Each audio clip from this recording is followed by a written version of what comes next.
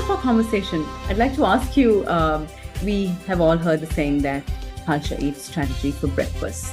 Is this true? Is culture more important than strategy, especially when looking at startups? Culture and strategy, I think it's equally important, if I'm really honest with you, because what is strategy at the end of the day? I think strategy for any organization is just a plan to execute that company's vision, right? Like the bigger picture. And how do you execute? You need people to execute. If your strategy or your vision can be executed with robots, then you absolutely don't need culture at all. And I think that the moment that you really involve people, culture becomes really important.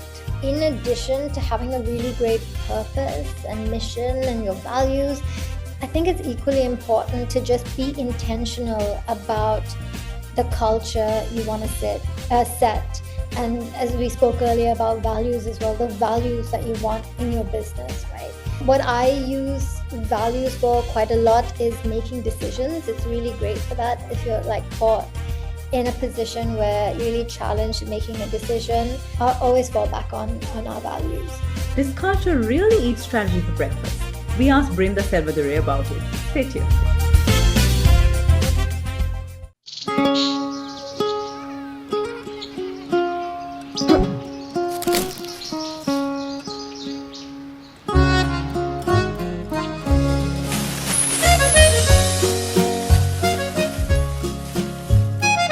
Some bonds give more returns. Get more security and more interest on your fixed deposits from Sri Lanka's largest finance company, LMDtv Finance. The latest issue of LMD is available at lmdmall.lk. You can also access the digital version on Press Reader, Maxter, our social media platforms and WhatsApp. The Voice of Business, a legacy of 30 years.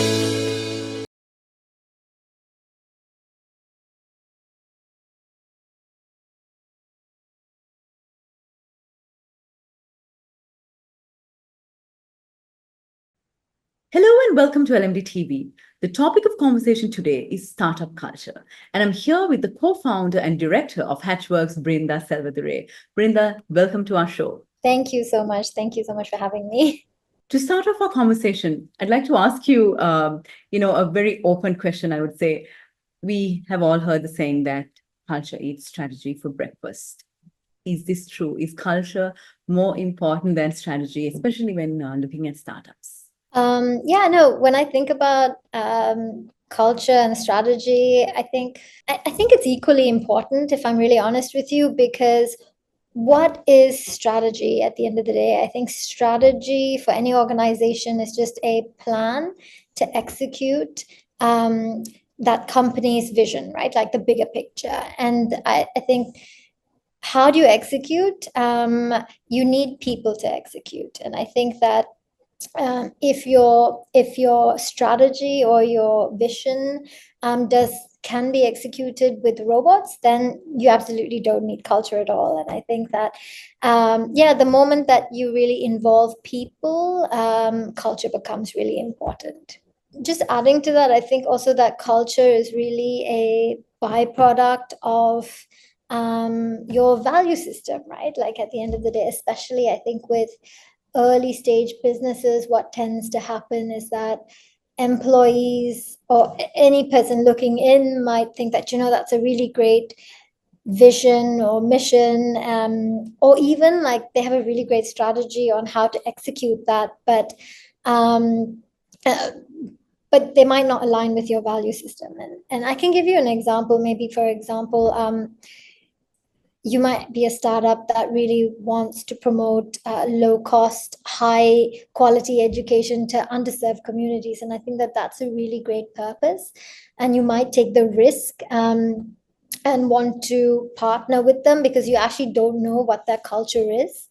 But that's not long-lasting, because I think the moment you step into the business and you realize that things aren't quite right, they don't align with your business. And just to share one more example, I often see businesses say that they really want to support female entrepreneurs, right? But then they don't necessarily pay the women monthly or on time, for example. So an organization like that may not align with my values. And it's not just employee to employee. I don't know if you think about it in that way, where it's like employee to employee to employer, but it also is relevant for all different kinds of stakeholders. It could be investors, for example, where you can have like the best startup, like, solving like a really interesting problem. But if you have a really bad culture, or if you have a culture that just doesn't align with the investor, it's really unlikely that they would invest in your business, right? Because, well, Sri Lanka and the startup ecosystem, well, globally, I think it's really small, and word just gets around, and you end up really just stifling your own growth, and stifling the growth of the business as well. Yeah. Culture is often a little difficult to define, like, because we say, it's how things happen around here. Is it really that ambiguous? And if so, how healthy or unhealthy is this ambiguity, especially when we look at startups? I think ambiguity anywhere is just a recipe for disaster. But I do see how that can happen in a startup culture, for if you're not intentional, and if you don't write down your culture statement. So for example, you might have 7 people in your organization, and the 8th one might join in, and by observation they notice that everyone works in silos. They're not really collaborative. They're not really openly sharing feedback. So as someone new coming into the business, you think, okay, maybe that's the norm. I don't want to like rock the boat. No one wants to be that person to rock the boat, right? And so I think that you kind of just go along with it. And so in addition to having a really great purpose and mission and your values, I think it's equally important to just be intentional about the culture you want to set. And as we spoke earlier about values as well, the values that you want in your business, right? And I think that what I use values for quite a lot is making decisions. It's really great for that. If you're like caught in a position where you're really challenged in making a decision, I always fall back on our values.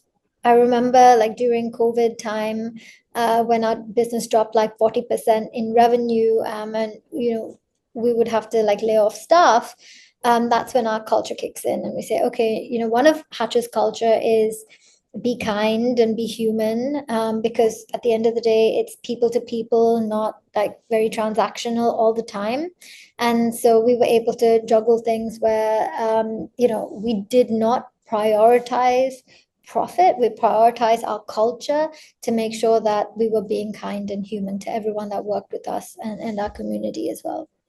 And like, just I also think that the moment that you write it down, you're able to stop bad culture, right? You can like go in and fix it. And I often think that with employees, like if you have a team that has a culture where you're able to be really transparent and communicate, if the founder of the business is not living up to those values, you're able to call it out, because that's the worst thing, right? You can work for a business and then you have all of these beautiful written statements, I'm going to do X, Y, and Z, and then you just don't end up living up to it.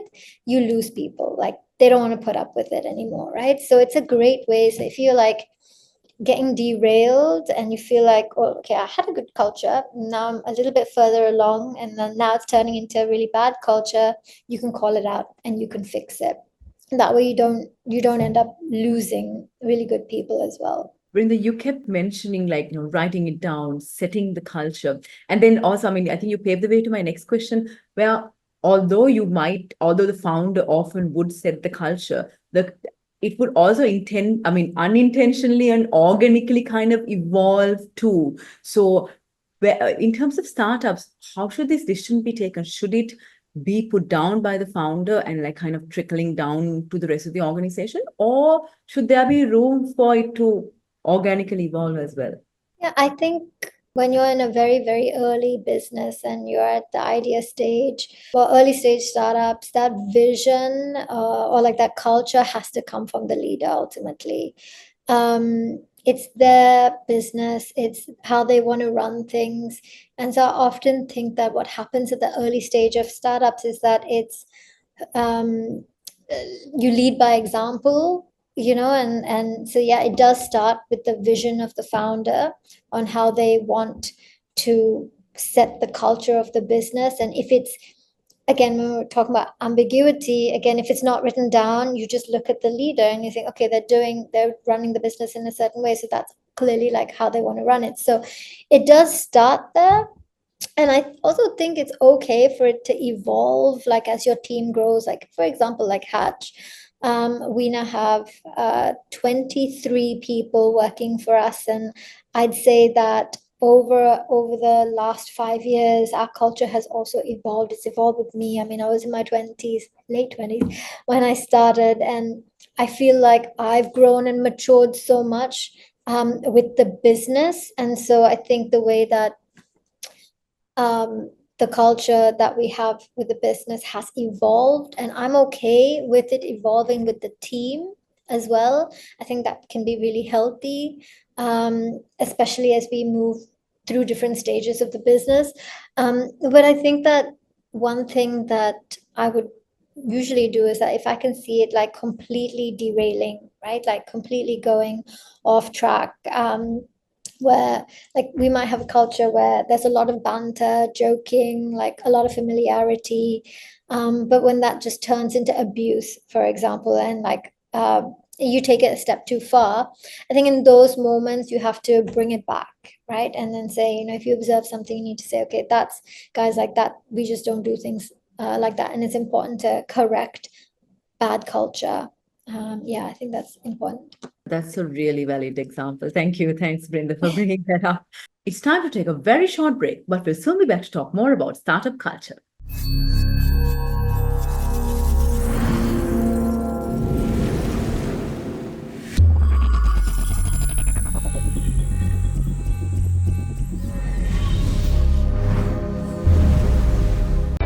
Display your brand message on digital screens at prime locations. The largest digital advertising network in Sri Lanka. Emerging Media.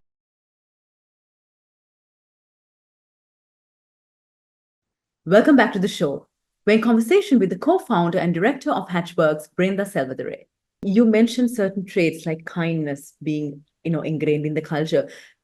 From your experience and observations, like what would you say are I know this is, you can't really, say everything, you can't generalize everything, but what would you say are the top 3 traits, let's say, of a successful startup culture? Yeah, I think assuming that the vision and purpose is very clear. I think that humility is like the core. I think that businesses, from leadership to the team, and in our case, community, right? Like, so we have 800 members at Hatch and so many founders working through programs, through physical space. I think just being humble is so important, recognizing that you don't know everything, that you're there to learn and not really coming in with a chip on your shoulder is so important for a healthy, good culture in any business, and not just for startup. I think just overall in all businesses. I think that's an important one. And two, I think more within the startup space, I think having a culture of experimenting. I think like learning, failing, like unlearning, relearning, that journey of just experimenting is really great, especially for early stage businesses, because I think what you're then telling the team is that it's okay for you to mess up. It's okay for you to fail. Let's, instead of calling it failing, let's just call it experimenting. And oftentimes, like this happens again with our team all the time, where they come to me and they say, Brindha, look, I think that we really need to do this. This is a really great idea. And I don't ever want to stifle their creativity, because I think in a startup, creativity is like, it's like gold dust. You want to capture that, right? And so wherever possible, we always, if it's within budget, I really encourage them to have creativity, experiment, and come up with ideas that will really like take the business to the next stage. Yeah, I love that one. And then one one thing that I've learned to incorporate into our culture, this is just a Hatch specific one, I guess, is also feedback. I think having a culture where everyone from like reception to all the way to the founder, the ability to give feedback and receive feedback is a really good culture to set for a startup, because again, it's you just being transparent. There's a lot that gets misunderstood, and like you hold things back, and you just don't want that, right? In any business, you want them to be transparent, and work collaboratively together, and that all starts from a feedback culture. And again, it goes hand in hand with humility as well, right? The ability to take critical feedback and not have an ego about it. I think those three traits I've seen work really well in good cultures. Lovely. Thank you. And what are the red flags you think that startups should watch for when it comes to their culture? Yeah. I think one massive red flag is the people who have self-interest. They're on their own agenda. And you can like, I think like over a period of time, I've learned to be able to spot that as well. And that comes with having a bit more maturity and being in business for a longer. And another controversial one perhaps is the hustle culture. I think the sense of course, like that in a startup, you need to have a sense of urgency. Absolutely. I don't think that, see, like, I think hustle is like glorified quite a lot, I think, in the startup culture. But for me, it's never at the expense of my team, right? Never at the expense of their mental health and wellness. And because to really get good work done, you need like to like really like have a good strong solid team, and they will burn out at the end of the day. And like I've been through that phase as well, where I've burnt out to the point where I really struggle to bring myself back to it. So that one, like I said, controversial, but not for hustle culture exactly. And I think having a culture that I think focuses so much on relationships or friendships with the founder versus being more based on your growth and I guess merit. Because well, you don't end up holding someone accountable at that point. And oftentimes you hear people say, oh, do you know, like this culture feels like family. It feels like, oh, I feel so good. It feels like they're my family. And again, controversial, like I don't necessarily agree, because I don't know about your family, but with my family, I definitely think, okay, I could do anything I want. They have to put up with me because, they're my family. And so, accountability, like they yeah, maybe it's just my family, but yeah, I think accountability is maybe not there. So I think we, in any business, in startup or otherwise, you need to recognize that you're there in a professional capacity, and you can be kind, you can be human, but you can also hold someone accountable. So I think that yeah, those are some of my red flags. It's been such a lovely conversation, but unfortunately we are at the end of it. But before I let you go, if I ask you, I mean, we're always saying that we need to have more startups because startups equal a healthy ecosystem in an economic manner as well for Sri Lanka. So, what is your message to entrepreneurs who are looking at launching their businesses on how they can make their culture work for them?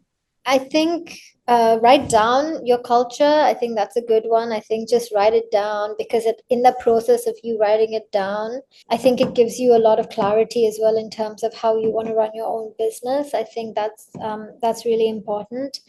And just be as transparent as possible with your team. Yeah, it should be fun, like ultimately running a business should be fun because it has so many stresses. And so building a group of people that really value good culture, enjoy the place that they work with, not just like the purpose behind what you're doing, but also just really love coming to work, you will get their heart and soul. And like again, I think with Hatch in particular, that's one thing that we have a strong purpose. But I guess the reason why we've been able to sustain ourselves for 5 years through like the madness of it all is because we have like a team that really comes into work, that gives their heart and soul. They love the work that they do, but we've created an environment for them to work and thrive by giving them the culture that aligns with their values. So you can always get work done. There you can hire people to do work, but to do really good work, you really need a good culture. Yeah. We've been in conversation with the co-founder and director of Hatchworks, Brindha Selvadurai. Brindha, thank you very much for a lovely and very insightful conversation. And it was lovely having you on our show. Thank you so much. And thank you to all our viewers for joining us. Until next time, take care. Don't forget to subscribe to our YouTube channel and follow us on Facebook, LinkedIn, Instagram, and X. Thank you for watching and stay safe.